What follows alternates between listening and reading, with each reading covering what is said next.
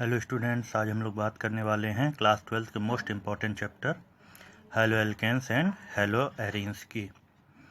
तो बेटा यहाँ पर हम लोग सबसे पहले haloalkanes and haloarenes के प्रिपरेशन की बात करेंगे। बेटा प्रिपरेशन में हम इस बात का ख्याल रखेंगे कि हम जो भी प्रिपरेशन करेंगे सबसे पहले कार्बन के कंपाउंड्स यानी हाइड्रोकार्बन से करेंगे, उसके बाद हम नाइट्रोजन के कंपाउंड से प्रिपरेशन करेंगे, उसके बाद हम ऑक्सीजन के कंपाउंड से प्रिपरेशन करेंगे और लास्ट में हेलोजन के कंपाउंड से प्रिपरेशन करेंगे। सीक्वेंस फॉलो करने से हमें प्रिपरेशन को लर्न करने में बहुत आसानी होती है। तो चलिए स्टार्ट करते हैं। तो जैसा मैंने कहा प्रिपरेशन ऑफ हेलो एल्केन, सबसे पहले हम लोग स्टार्ट करेंगे कहाँ से? हाइड्रोकार्बन से। तो हाइड्रोकार्बन बेटा दो तरह के हाइड्रोकार्बन होते हैं। एक हाइड्रोकार्बन होता है एलिफैटिक और एक हाइड्रोकार्बन होता है एरोमेटिक। जब हम एलिफैटिक हाइड्रोकार्बन से हेलो एल्केन्स को बनाना चाहेंगे तो हमें फ्री रेडिकल मैकेनिज्म का यूज़ करना होगा, और अगर हम एरोमेटिक हाइड्रोकार्बन पार्ट पे अटैक कराना चाहेंगे तो हमें वहाँ पर इलेक्ट्रोफिलिक सब्स्टिट्यूशन मैकेनिज्म का यूज़ करना होता है। तो by free radical halogenation of haloalkanes, free radical halogenation. तो यहाँ पर जैसा हमने कहा है फ्री रेडिकल क्लोरीनेशन और bromination of alkane gives complex mixture of isomeric mono and polyhalo alkanes which is difficult to separate as a pure compounds, consequently the yield of any one compound is low. तो यहाँ पर जब हम free radical mechanism से halo alkane बनाते हैं alkene से, तो यहाँ पर हमें जो रिएक्टेंट लेना होता है हाइड्रोकार्बन, अगर हम ऐसा हाइड्रोकार्बन लेते हैं जिसमें सेम काइंड के सारे हाइड्रोजन होते हैं तो हमारा जो प्रोडक्ट होता है ओनली वन टाइप का होता है, और अगर हमारे पास हाइड्रोकार्बन में मोर देन वन टाइप के हाइड्रोजन होते हैं तो हमारे प्रोडक्ट में मोर देन वन टाइप के हेलो एल्केन ऑब्टेन होते हैं। तो यहाँ पर बेटा जैसा हमने यहाँ शो कर रखा है कि दो तरह का हमने हाइड्रोकार्बन लिया है, ऊपर हमने मीथेन लिया है और नीचे हमने ब्यूटेन लिया है। हम जानते हैं कि मीथेन में सारे हाइड्रोजन सेम टाइप के होते हैं, सारे हाइड्रोजन सेम कार्बन से जुड़े होते हैं, सेम टाइप के होते हैं, इसीलिए यहाँ पर जो हमारा प्रोडक्ट ऑब्टेन होगा वो केवल वन टाइप का प्रोडक्ट ऑब्टेन होगा। बट जब हम बात करते हैं ब्यूटेन की तो जो दो टर्मिनल कार्बन हैं ये दोनों प्राइमरी नेचर के होते हैं और जो सेंट्रल कार्बन होते हैं ये दोनों सेकेंडरी नेचर के होते हैं। तो यहाँ पर हमारे पास दो तरह के हाइड्रोजन होते हैं जिससे यहाँ पर हमें दो तरह के प्रोडक्ट मिलते हैं। तो याद रखिए one kind hydrogen gives one kind of product, more than one kind of hydrogen gives more than one kind of product.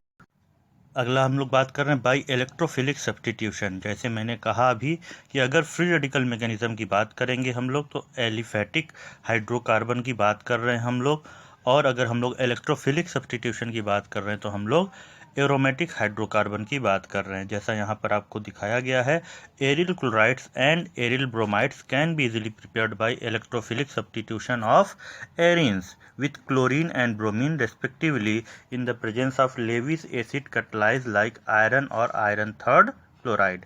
यानी यहाँ पर हमको क्या करना है, हमें एरिल क्लोराइड या एरिल ब्रोमाइड बनाना है।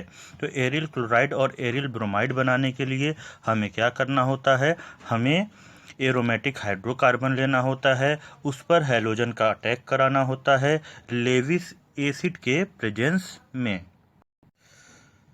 तो बेटा यहाँ पर बहुत केयरफुली हमें ध्यान देना है। यहाँ पर जो हाइड्रोकार्बन है हमारा वो है टॉल्विन। टॉल्विन में हमें ध्यान देना है कि टॉल्विन का जो मेथिल पार्ट है बेटा वो एल्किल पार्ट है, यानी ये एलिफैटिक हाइड्रोकार्बन की तरह बिहेवियर रखता है, और ये जो आपका है बेंजीन रिंग ये एरोमेटिक हाइड्रोकार्बन है। तो यहाँ पर जो अटैक है यहाँ पे दोनों तरह का अटैक पॉसिबल है, यहाँ पर फ्री रेडिकल मैकेनिज्म भी पॉसिबल है और यहाँ पर इलेक्ट्रोफिलिक सब्स्टिट्यूशन भी पॉसिबल है। बहुत ध्यान से सुनिएगा बेटा, यहाँ पर जो इसका एल्किल पार्ट है यहाँ पर फ्री रेडिकल मैकेनिज्म पॉसिबल है, और यहाँ पर जो एरोमेटिक पार्ट है वहाँ पर इलेक्ट्रोफिलिक सब्स्टिट्यूशन पॉसिबल है।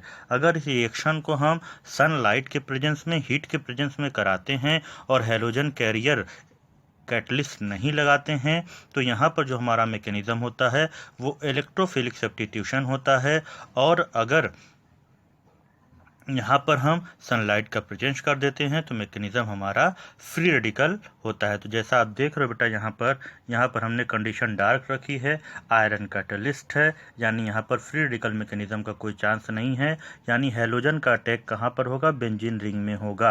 अब बेंजीन रिंग में हम जानते हैं जहाँ पर सब्स्टिट्यूएंट ज्वाइंट होता है उसके राइट और लेफ्ट के जो पोजिशंस होते हैं, जहाँ पर सब्स्टिट्यूएंट ज्वाइन होता है उसके राइट और लेफ्ट के जो पोजीशंस होते हैं उसे हम लोग आर्थो कहते हैं, और उसके जस्ट सामने के पोजीशन को हम लोग पैरा कहते हैं। तो मेथिल ग्रुप यानी alkyl group ortho para directing है, तो जो हमारा हैलोजन लगेगा वो आर्थो और पैरा पोजीशन पर लगेगा। तो जैसे यहाँ पर हमको क्या मिलना है? आर्थो हेलो टॉल्विन और पैरा हेलो टॉल्विन। बेटा ख्याल रखिएगा, अगर यहाँ पर हम लोग सनलाइट लगा देंगे तो ये हैलोजन मेथिल पे अटैक करेगा, हमारा प्रोडक्ट दूसरा होगा। अब हम लोग बात करते हैं from alkenes by addition of HX। तो जैसा हम लोग जानते हैं कि HX का मतलब क्या है, यहाँ पर X का मतलब हैलोजन है। तो यहाँ पर डबली बॉन्डेड कार्बन दोनों सेम नेचर के हैं, किसी भी कार्बन को हम हाइड्रोजन दे सकते हैं, किसी भी कार्बन को हम हैलोजन दे सकते हैं, जिससे हमें एहलो एल्केन ऑप्टेन हो जाता है।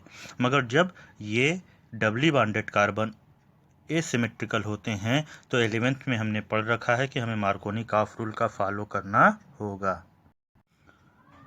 तो जैसे यहाँ हम लोग देख रहे हैं फ्रॉम अनसिमेट्रिकल एल्कीन, तो जब अनसिमेट्रिकल एल्कीन में हाइड्रोजन हैलाइड का हम लोग ऐड कराते हैं तो हमने पढ़ रखा है मार्कोनी काफ रूल के according the negative part of hydrogen halide goes on that doubly bonded carbon atom which has minimum number of hydrogen.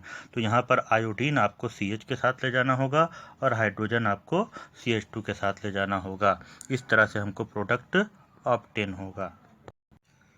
Now addition of halogens to alkene. अभी हम लोग हाइड्रोजन हैलाइड जोड़ रहे थे, अब हम लोग क्या कर रहे हैं? हैलोजन को एल्कीन में जोड़ने जा रहे हैं। तो इसको बेटा ध्यान से रखिएगा, ये बहुत इंपॉर्टेंट रिएक्शन है। क्या लिखा है? In the laboratory addition of bromine in carbon tetrachloride to an alkene result in the discharge of reddish brown color of bromine constitutes an important method for detection of double bond in a molecule। ये क्या कह रहा है बेटा कि जब किसी compound का रिएक्शन हम कार्बन टेट्राक्लोराइड में डिसॉल्व ब्रोमीन से कराते हैं और ब्रोमीन का कलर डिसअपियर हो जाता है, तो हमें पता चलता है कि जिस कंपाउंड से रिएक्शन कराया गया है वो अनसैचुरेटेड कंपाउंड है। यानी इस रिएक्शन का यूज़ हम लोग अनसैचुरेशन के टेस्ट में करते हैं। तो यहाँ आप देख रहे हो बेटा, the addition of result in the synthesis of vic dibromide which are colourless. तो यहाँ पर ब्रोमीन का रिएक्शन कराया गया है एल्कीन के साथ। यहाँ पर जब हम रिएक्शन कराते हैं तो ब्राउन कलर सोल्यूशन का जो होता है वो डिसअपियर हो जाता है, जिससे पता चलता है कि हमारा जो रिएक्टेंट है वो क्या है? अगला reaction most important reaction by hydroboration oxidation, hydroboration method. यहाँ पर बेटा आपके पास एक अनसिमेट्रिकल एल्कीन है CH3CH डबल बॉन्ड CH2। ये अनसिमेट्रिकल एल्कीन है जिसका रिएक्शन हम डाइबोरेन से करा रहे हैं। डाइबोरेन हमने 11th में पढ़ रखा है, फार्मूला होता है BH3 जो डाइमेराइज करके B2H6 बन जाता है। यहाँ रिएक्शन में हम BH3 कंसीडर करके चलेंगे। बोरान ट्राईहाइड्राइड में एल्कीन को हम ऐड करेंगे, तो जब बोरान ट्राईहाइड्राइड में हम एल्कीन को ऐड करेंगे तो इसका एक हाइड्रोजन आपका जाएगा किसके पास? H के पास, और BH2 जाएगा CH2 के साथ यहाँ पर। तो जब ये आप इसको जोड़ेंगे तो आपको प्रोडक्ट क्या मिलेगा? CH3 CH2 CH2 BH2। यहाँ पर फिर आप अटैक कराएंगे नेक्स्ट एल्कीन मॉलिक्यूल का, तो इसका एक हाइड्रोजन और चला जाएगा जिससे ये कन्वर्ट हो जाएगा BH में और ये हो जाएगा डाई एल्किल बोरो डेरिवेटिव। और जब एक एल्कीन का आप और अटैक कराओगे बेटा तो बोरान के तीनों हाइड्रोजन आपके रिमूव हो जाएंगे और ये try alkyl derivative of boron आपको ऑब्टेन होगा। अब इसका हाइड्रोलिसिस जब हम कराते हैं किसके प्रेजेंस में? वाटर के प्रेजेंस में, तो यहाँ पर हमको क्या मिलता है? प्रोपेनॉल 1 मिलता है जो एंटी मार्कोनिकॉफ के जैसा रिजल्ट होता है। तो आपको इतना लंबा मैकेनिज्म नहीं याद रखना है, आपको सिर्फ याद रखना है कि जब प्रोपीन का रिएक्शन हम डाइबोरेन से कराते हैं और हाइड्रोलिसिस कराते हैं तो हमको प्रोपन 1 ऑल मिलता है। बेटा हमने आपको कई रिएक्शंस यहाँ पर बताए। पहला क्या बताया आपको कि हमने सिर्फ और सिर्फ यहाँ डिस्कस किया हाइड्रोकार्बन से बनाना। हाइड्रोकार्बन में हमने क्या कहा, अगर हम लोग एलिफेटिक हाइड्रोकार्बन लेंगे तो फ्री रेडिकल मैकेनिज्म कराएंगे जिससे हमें हेलो एल्केन मिलेगा, और अगर हम एरोमेटिक हाइड्रोकार्बन लेंगे तो हमें क्या करना होगा, इलेक्ट्रोफिलिक सब्स्टिट्यूशन कराना होगा। अगर हम ऐसा एरोमेटिक हाइड्रोकार्बन लेके चलेंगे जिसमें एल्किल पार्ट भी प्रेजेंट है, तो सनलाइट के प्रेजेंस में जब हम हेलोजन का अटैक कराएंगे तो वो अटैक करेगा एल्किल पार्ट के ऊपर, और जब डार्क में हम हेलोजन का अटैक कराएंगे तो वो अटैक करेगा एरोमेटिक रिंग के ऊपर। ये बहुत इंपॉर्टेंट पॉइंट था।